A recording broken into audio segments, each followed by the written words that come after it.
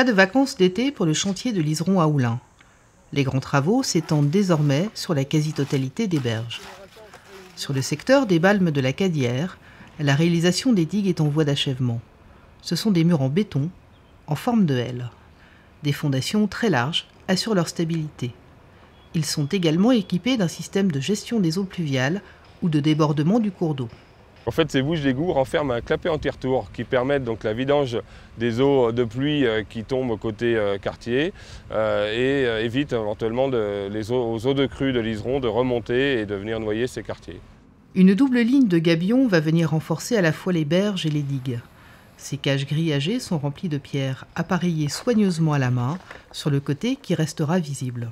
Un mur gabion en fait a deux intérêts. Il est à la fois un ouvrage de soutènement qui permet donc de protéger la berge, de soutenir la berge pendant les crues et de soutenir également donc le mur digue qui est en arrière, donc les fondations du mur.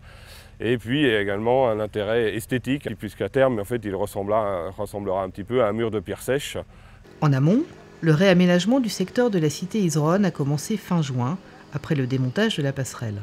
Cette zone particulièrement étroite a nécessité l'utilisation de pales planches. Ces pales planches servent à soutenir le terrain, soutenir la rue et les habitations qui se trouvent derrière en vue d'une protection et d'une modification des berges. Ce qui permettra après de terrasser devant et d'avoir une paroi qui tient autostable, donc de sa propre hauteur.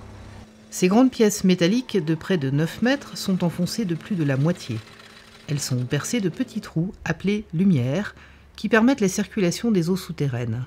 Bientôt, ce rideau de métal sera dissimulé. Les pales planches vont être donc effectivement invisibles à la fin des travaux. Pourquoi? Parce qu'elles sont recouvertes de béton côté rue et par des gabions côté rivière.